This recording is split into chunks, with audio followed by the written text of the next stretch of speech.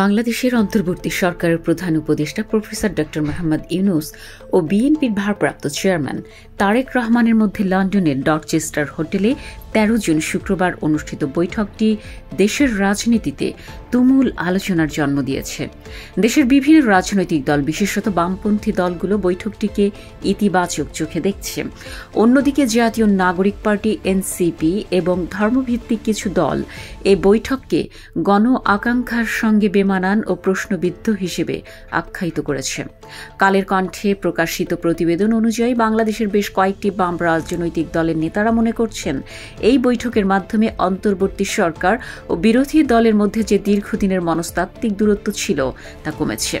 বিগত সরকারের বিরুদ্ধে বিএনপির সাথে যুগপৎ আন্দোলনকারী বিপ্লবী ওয়ার্কার্স পার্টির সাধারণ সম্পাদক সাইফুল হক মনে করেন এই বৈঠকের মাধ্যমে উভয় পক্ষই জিতেছে। বিভক্তি ও সন্দেহের অবসান ঘটিয়ে যদি নাটকীয় কোনো পরিবর্তন না ঘটে তবে এটি দেশের জন্য আশাব্যঞ্জক। বাংলাদেশের কমিউনিস্ট পার্টি সিপিবির সাধারণ সম্পাদক রুহিন হোসেন প্রিন্স অবশ্য মনে করেন এবছরের ডিসেম্বরের মধ্যেই বিচার ও সংস্কার সম্পন্ন করে নির্বাচন দেওয়া সম্ভব, তা না হলে রাজনৈতিক অচলাবস্থা কাটবে না।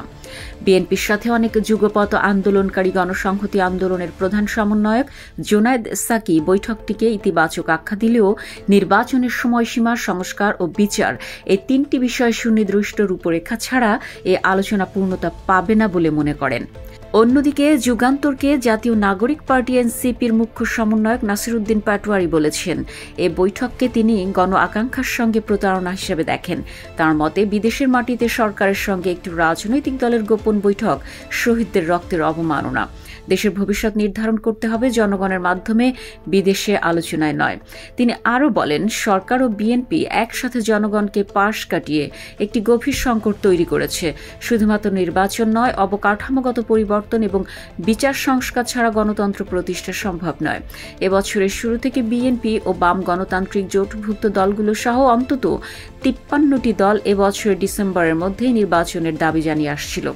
অন্যদিকে জামায়াতে ইসলামী সহ ধর্মভিত্তিক দলগুলোর সাথে এনসিপি তাদের ভাষায় দৃশ্যমান সংস্কার ও বিচার ছাড়া দেশে কোনো নির্বাচন হবে না বলে জানিয়েছিল।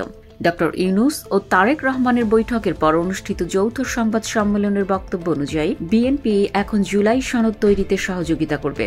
প্রয়োজনীয় সংস্কার শেষে আগামী ফেব্রুয়ারির প্রথম ভাগেই জাতীয় সংসদ নির্বাচন অনুষ্ঠিত হবে। সেই হিসেবে আলোচ্য বৈঠক ডিসেম্বরে নির্বাচন চাওয়া দলগুলোর জন্য সুখবর নিয়ে আসলো, আর যারা তা চায়নি তাদেরকে হতাশায় ডোবালো। জুলাই আন্দোলনের নামে যারা নানা মঞ্চ বানিয়ে দেশে এক প্রকার মবের রাজত্ব কায়েম করেছে তাদেরও জন্য বৈঠক হতাশার খবর নিয়ে আসলো। তবে আগামী নির্বাচনটি কেমন হবে, বিশেষত সব মতের মানুষদের অংশগ্রহণ তাতে ঘটবে কিনা সেটার উপরই নির্ভর করছে দেশে আদৌ প্রত্যাশিত রাজনৈতিক স্থিতিশীলতা পাবে কিনা। এমনটাই মত রাজনীতির পর্যবেক্ষকদের।